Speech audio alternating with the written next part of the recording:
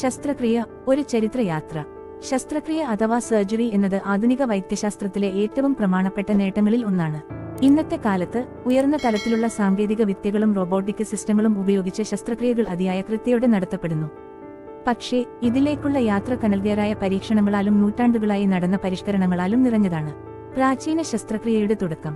ശസ്ത്രക്രിയയുടെ ആദ്യത്തെ തെളിവുകൾ ഏകദേശം 5000 വർഷം മുമ്പുള്ള ഈജിപ്ത്, മെസപ്പൊട്ടേമിയ, ഇന്ത്യ പോലുള്ള പുരാതന സംസ്കാരങ്ങളിൽ നിന്നാണ് ലഭിക്കുന്നത്. ആ കാലത്ത് ഭേദമായ ഔഷധങ്ങൾ അല്ലെങ്കിൽ ശാസ്ത്രീയ അറിവുകൾ ഇല്ലാതിരുന്നിട്ടും അവർ അനുഭവവും നിരീക്ഷണവും ആശ്രയിച്ചായിരുന്നു ചികിത്സ. ആദ്യകാലത്ത് ചെയ്യപ്പെട്ട ഒരു പ്രധാന ശസ്ത്രക്രിയ ട്രപ്പനേഷൻ എന്നതായിരുന്നു. ഇതിൽ തലയോട്ടിയിൽ ഒരു ദ്വാരം കുറിക്കുകയായിരുന്നു.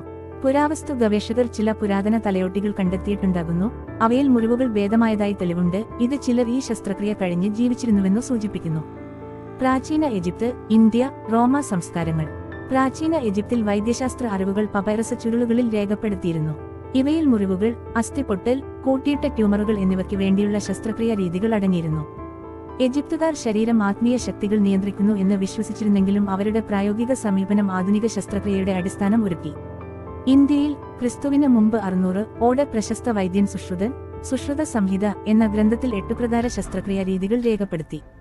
ഇതിൽ തൊലി മാരിവക്കൽ അഥവാ സ്കിൻ ഗ്രാഫ്റ്റിംഗ് പോലുള്ള പ്രാതിനിധ്യമുള്ള ശസ്ത്രക്രിയകളും ഉൾപ്പെടുത്തിയിരുന്നു. മധ്യയുഗം മുതൽ നവോത്ഥാന കാലം വരെ.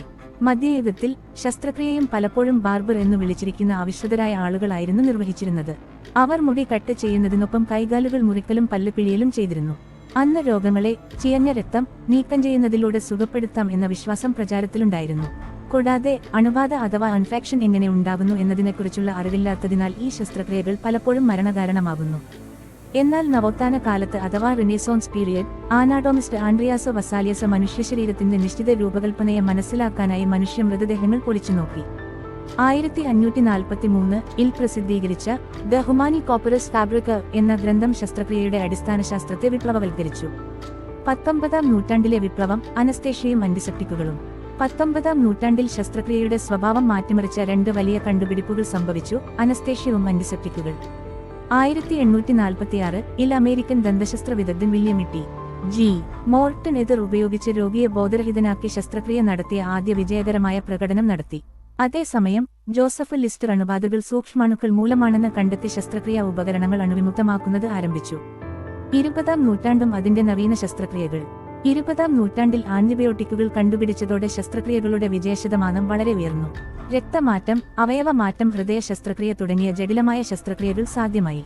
1967 ഡോക്ടർ ക്രിസ്റ്റിയാൻ ബർണാർഡ് ലോകത്തിലെ ആദ്യ മനുഷ്യ ഹൃദയമാറ്റ ശസ്ത്രക്രിയ ദക്ഷിണാഫ്രിക്കയിൽ വിജയകരമായി നിർവഹിച്ചു. 21ാം നൂറ്റാണ്ടിലെ സാങ്കേതിക നവീകരണങ്ങൾ. ഇന്നത്തെ കാലത്ത് റോബോട്ടിക് ശസ്ത്രക്രിയ പോലെ അത്യാധുനിക സാങ്കേതികവിദ്യ ഉപയോഗിച്ച് ശസ്ത്രക്രിയകൾ കൂടുതൽ കൃത്യമായും സുരക്ഷിതമായും നടത്തുന്നു. ദാവ സ്വരചിഹ്നം ഇനക്ക സർജിക്കൽ സിസ്റ്റം പോലുള്ള സിസ്റ്റങ്ങൾ ശസ്ത്രക്രിയയ്ക്ക് കൃത്യയും രോഗികളുടെ പ്രത്യാശയും വർദ്ധിപ്പിച്ചു. ഭാവിയിലെ ശസ്ത്രക്രിയയുടെ സാധ്യതകൾ. ഭാവിയിലെ ശസ്ത്രക്രിയയിൽ വിപ്ലവകരമായ മാറ്റങ്ങൾ പ്രതീക്ഷിക്കാം. ജനിതക എഡിറ്റിംഗ് ഉപയോഗിച്ച് ജന്മനാ ഉണ്ടാകുന്ന രോഗങ്ങൾ തിരുത്തുന്നതിനും പ്രത്യേകമായ ചികിത്സകൾ നൽകുന്നതിനും സാധ്യതയുണ്ട്. കൃത്രിമ അവയവങ്ങൾ വളർത്തൽ, റിജനറേറ്റീവ് മെഡിസിൻ വഴി ശരീരത്തിൽ നശിച്ച അവയവങ്ങൾ പുനരുദ്ധാരണം ചെയ്യാനും 3D പ്രിന്റിംഗ് ഉപയോഗിച്ച് വ്യക്തിഗത ആവശ്യങ്ങൾക്കനുസരിച്ചുള്ള അവയവങ്ങൾ നിർമ്മിക്കാനുമാകുന്നു.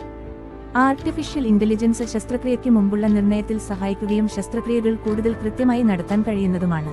കൂടാതെ റിമോട്ട് സർജറി വഴി ലോകത്തിന്റെ ഏതുവശത്തുമുള്ള രോഗികൾക്ക് വിദഗ്ധ ശസ്ത്രക്രിയകൾ ലഭ്യമാക്കാൻ കഴിയും.